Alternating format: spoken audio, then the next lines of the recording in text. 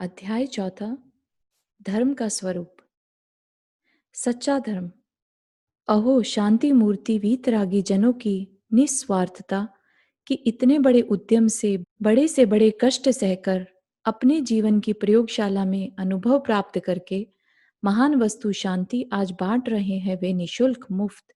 जो चाहे वह ले, मनुष्य को ही दे यह बात नहीं, त्रियंचों को भी। राजा हो कि रंक, सत्ताधारी हो कि फकीर, स्त्री हो या कि पुरुष, बाल हो या कि वृद्ध, पतित जाने वाले वे व्यक्ति हों जिनको कि आज शूद्र कहा जा रहा है, या हो कोई तिलकधारी ब्राह्मण, सब उनकी दृष्टि में एक हैं। सबको अधिकार है उसे लेने का। उदारता, महान उदारता। परंतु खेद है कि फिर भी मैं हाथ खींच लूं उससे, कुछ बेकार की वस्तु समझकर। ऐसा न कर प्रभु, हाथ बढ़ा। तू भी इन गुरुओं के प्रसाद से वंचित न रहे। तेरे ही हित की बात है, बहुत स्वाद लगेगी तुझे। विश्वास कर कि एक बार चखने के पश्चात पूरी की पूरी खाकर पेट भरे बिना छोड़ेगा नहीं। कृतकृत्य हो जाएगा तू। भव भव की इच्छा छोड़कर भाग जाएगी तुझे, और निरभिलाषी बन स्वयं बन जाएगा तू पूर्ण शांत एवं संतुष्ट पूर्ण प्रभु। एक बार थोड़ी सी अवश्य चख ले, मेरे कहने से चख ले। बहुत स्वाद है इसमें, मैंने स्वयं इसे चखा है, विश्वास कर। और फिर तुझसे कुछ ले तो नहीं रहे हैं ना? कुछ न कुछ दे ही रहे हैं। अच्छा न लगेगा तो छोड़ देना, पर एक बार लेकर देख तो सही। धर्म बेकार की वस्तु नहीं, बल्कि वह महान वस्तु है जो मुझे मेरा सबसे बड़ा अभीष्ट, जिसके लिए कि मैं न मालूम कब से असफल पुरुषार्थ करता आ रहा हूँ, अर्थात शांति प्रदान करता है, इच्छाओं को परास्त करता है। वैसे तो पूर्व में कहे अनुसार कौन सा ऐसा व्यक्ति है जो धर्म के संबंध में कुछ न कुछ अपनी टांग न अड़ाता हो, अपनी रुचि व कल्पनाओं के आधार पर कुछ न कुछ मनगढ़ंत व कपोल कल्पित धर्म का स्वरूप न बता रहा हो, बिना इस बात का निश्चय किए कि मैं क्या कहे जा रहा हूँ। परंतु यहाँ जो बात इसके संबंध में बताई जाएगी वह कपोल कल्पित नहीं होगी, वह वही होगी जिसका कि आविष्कार योगी जनों ने किया है, अनुभव द्वारा स्वयं अपने जीवन में उतार कर। यह बात वही है जिसकी एक धीमी सी रेखा का आज इस निकृष्ट युग में भी मैं स्वयं साक्षात्कार कर रहा हूँ। यह बात वह है जिसका आधार कल्पना नहीं, युक्ति है, कल्याण है, जिसका मूल शांति है, जिसकी कसौटी शांति है, जिसकी परीक्षा का आधार अनुभव है, सांप्रदायिकता या पक्षपात नहीं। माना कि आज लोक के कोने कोने से धर्म का बाना पहनकर बरसाती मेंढकों की भांति निकल पड़ने वाले वक्ताओं की अनेकों परस्पर विरोधी बातें सुन सुनकर एक झुंझलाहट सी उत्पन्न हो चुकी है तेरे अंदर। एक अविश्वास सा उत्पन्न हो चुका है तेरे अंदर धर्म के प्रति। परंतु एक बार और सही, यह बात अवश्य सुन, सब झुंझलाहट, सब अविश्वास दूर हो जाएगा। समझ में न आए ऐसी भी बात नहीं है। बड़ी सरल बात है, तेरे अपने जीवन पर से गुजरी हुई तेरी आप बीती क्यों न समझ में आएगी। डर मत, इधर आ, एक बार, केवल एक बार। धर्म का लक्षण। धर्म के अनेकों लक्षण सुनने में आ रहे हैं, पर किसी न किसी प्रकार प्रत्येक में कुछ न कुछ स्वार्थ छिपा पड़ा है उन वक्ताओं का। अतः परीक्षा करके तू स्वयं पहचान सकता है उसकी असत्यार्थता। कोई जिसे रोटी खाने को नहीं मिलती कहता है भूखों को भोजन बांटना धर्म है। कोई जिसे ख्याति की भावना है कह रहा है कि ब्राह्मणों की सेवा करना धर्म है। कोई जिसे पैसे की भूख लगी है कह रहा है कि दिवाली पर जुआ खेलना धर्म है। कोई जिसे मांस की चाट पड़ी है कह रहा है कि देवता पर बकरे की बलि चढ़ाना धर्म है। कोई जिसे स्वयं धनिक जनों से द्वेष है कह रहा है कि इनका धन छीन लिया जाना धर्म है। कोई जिसे भोगों की अभिलाषा है कह रहा है कि धर्म कर्म कुछ नहीं, खाओ पियो मोह जुड़ाओ यही धर्म है। कोई जो उपायहीन है कह रहा है कि भगवान को भोग लगाना धर्म है। कोई जिसमें द्वेष की अग्नि अधिक है कह रहा है कि शास्त्रार्थ करना धर्म है। कोई जिसे धन की हाय लगी है कहता है कि भगवान को रिश्वत देना अर्थात बोलत कबूलत करना धर्म है। यहाँ तक कि सन 47 के हत्याकांड में हिंदुओं के द्वारा मुसलमानों का और मुसलमानों के द्वारा हिंदुओं का क्रूरता से रक्त बहाया जाना भी धर्म था। चोरों तक का कोई न कोई धर्म है। फलितार्थ जितने मुंह उतनी बातें, जितनी जाति की रुचि उतनी ही जाति के धर्म। इस जाति के लक्षणों की असत्यार्थता तो स्पष्ट ही है, कुछ कहने की आवश्यकता नहीं, क्योंकि इसमें स्वार्थ का ही नग्न नृत्य दिखाई दे रहा है। सब लक्षणों में है प्रथम कोटि की शांति की अभिलाषा। इसके अतिरिक्त भी धर्म के अनेकों लक्षण हैं, जो ज्ञानी जनों ने भिन्न भिन्न अभिप्रायों को दृष्टि में रखते हुए किए हैं। उदाहरण के रूप में दया धर्म का मूल है, अहिंसा परम धर्म है, निस्वार्थ सेवा धर्म है, परोपकार धर्म है, दान या त्याग धर्म है, श्रद्धा ज्ञान व चारित्र्य धर्म है, तथा अन्य अनेकों। इन सब पर तथा अन्य अनेकों लक्षणों पर विशेष दृष्टि डालने से बहुत से लक्षण एकार्थवाचक से दिखाई देते हैं। जैसे दया, अहिंसा, सेवा व परोपकार एकार्थवाचक से हैं। इन सब लक्षणों को यदि संकुचित करके देखें तो मुख्यतः 3 रूप में देख पाते हैं। दया यानी अहिंसा, दान यानी त्याग, दमन यानी संयम। ये तीनों गर्भित किए जा सकते हैं एक चारित्र में अर्थात जीवनचर्या में। और इस प्रकार श्रद्धा ज्ञान चारित्र वाला लक्षण कुछ व्यापक सा दिखाई देने लगता है। इन सब ही लक्षणों का विशेष विस्तार तो आगे के प्रकरणों में आएगा। यहाँ तो केवल इनकी सत्यार्थता व असत्यार्थता का विचार करना है। जैसा कि पहले बताया जा चुका है, धर्म का फल चौथी कोटि की शांति होना चाहिए। यही कसौटी है धर्म के किसी भी लक्षण की सत्यार्थता व असत्यार्थता का निर्णय करने की।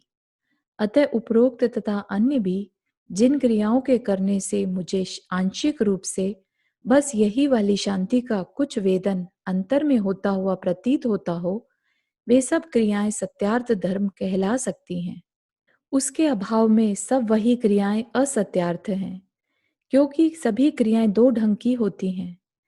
एक उस शांति के साथ साथ चलने वाली और एक उस शांति से निरपेक्ष किसी भावुकता या सांप्रदायिकता वश चलने वाली।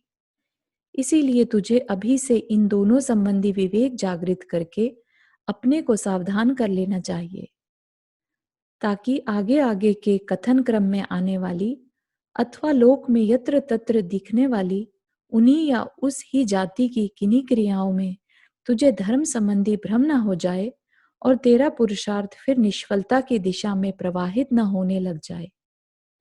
इतने ही नहीं, कुछ और भी लक्षण ज्ञानी जनों ने किए हैं जो बहुत अधिक आकर्षक प्रतीत होते हैं।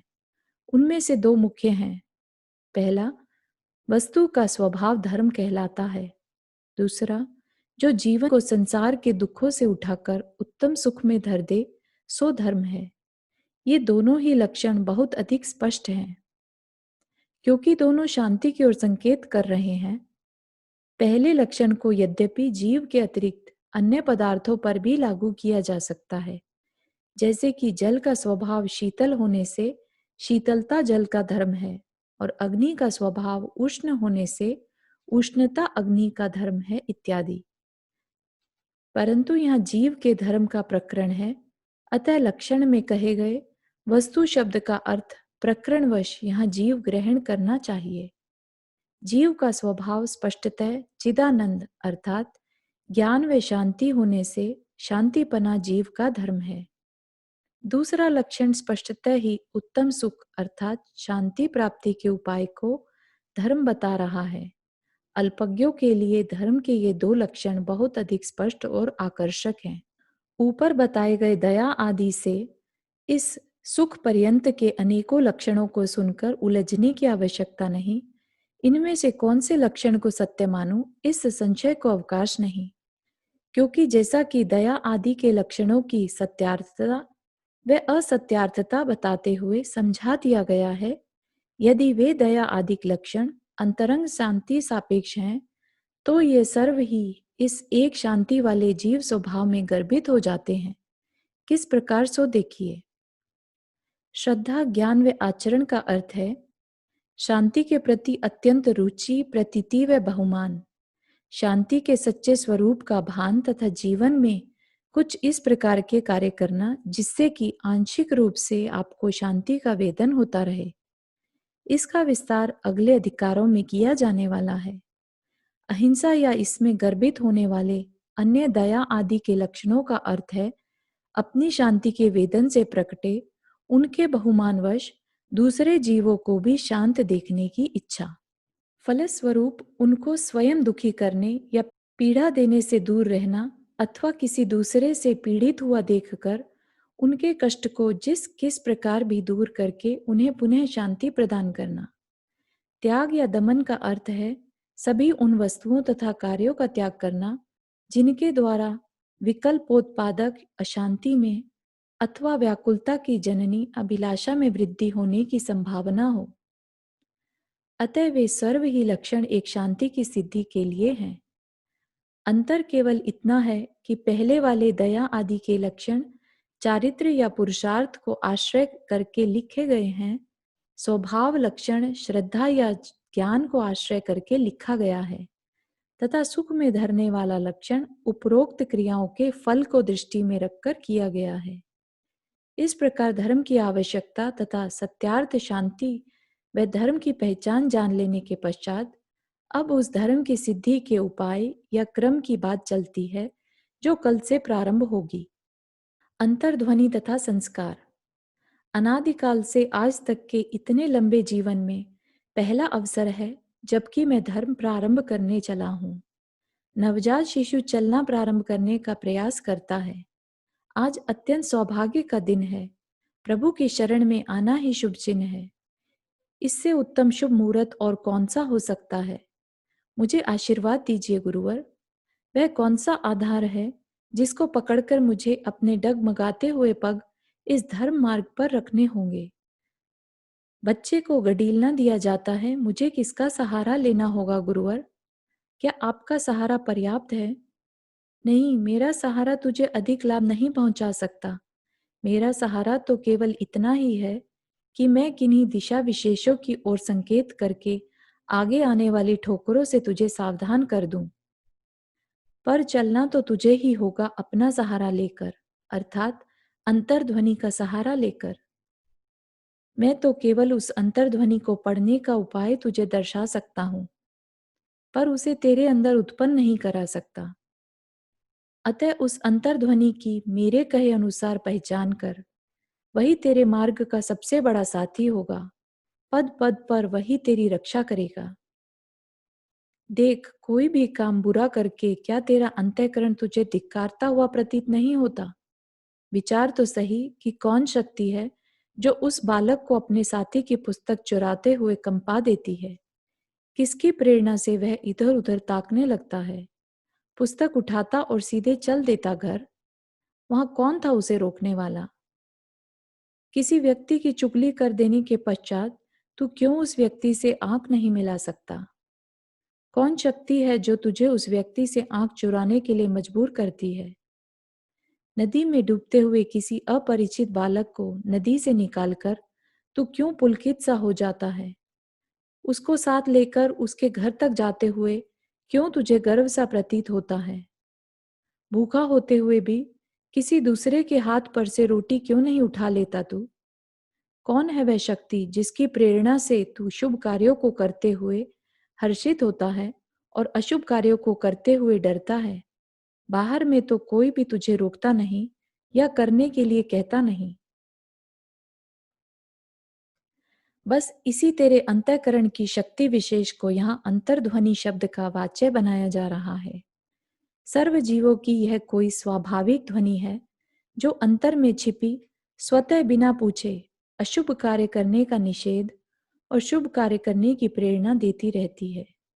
इसके संबंध में अधिक कहने की आवश्यकता नहीं, क्योंकि यह सर्व परिचित है।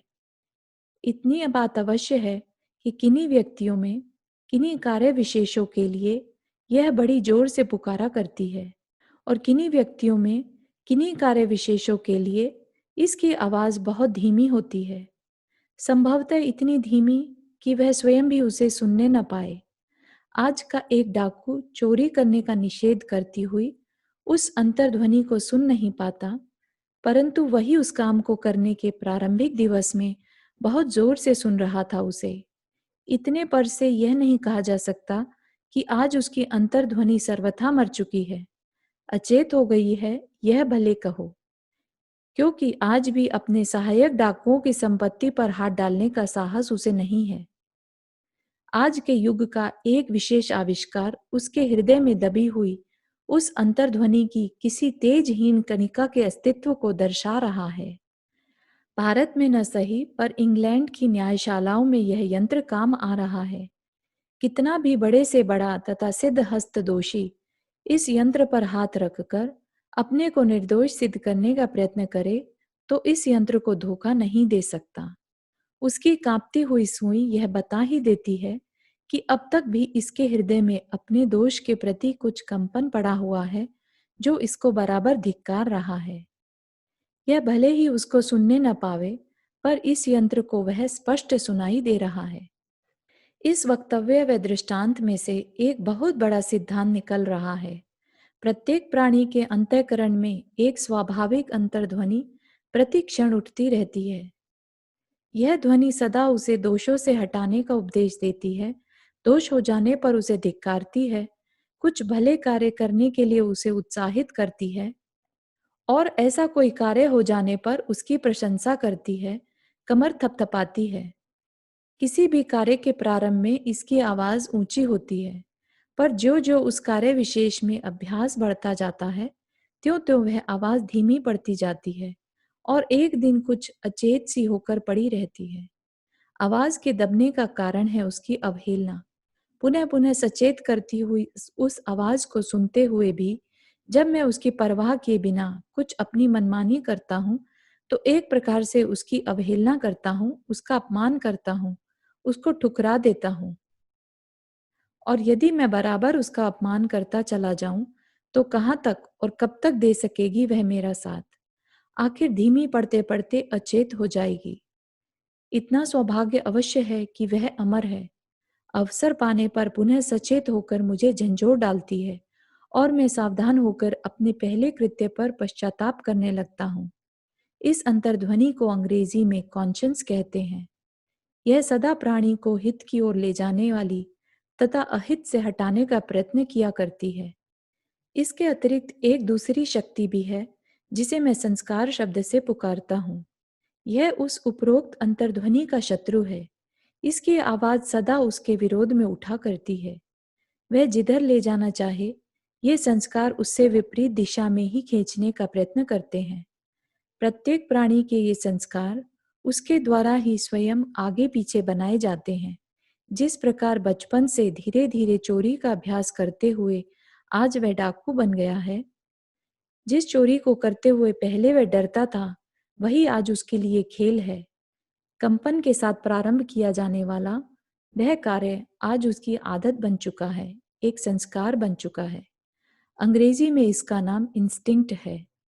क्योंकि इसका प्रारंभ अंतर्ध्वनि की अवहेलना पूर्वक होता है, इसलिए यह उसका शत्रु बनकर रहता है और उसकी अवहेलना करने के लिए मुझे उकसाता रहता है। इसकी शक्ति यहाँ तक बढ़ जाती है कि फिर मैं अंतर्ध्वनि को सुनना भी पसंद नहीं करता। वैदिक कवियों ने इसी भाव को देवासुर संग्राम के अति सुंदर अलंकारिक रूप में चित्रित किया है। ये दो शक्तियां प्रत्येक प्राणी में पाई जाती हैं। इनमें से एक शांति पद प्रदर्शक है और एक इच्छा तथा चिंता पद प्रदर्शक। एक स्वाभाविक है और दूसरी कृत्रिम।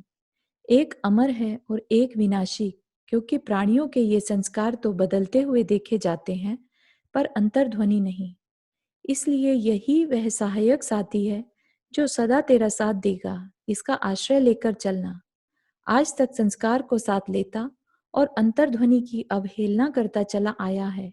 इसी कारण दुखी व अशांत बना हुआ है।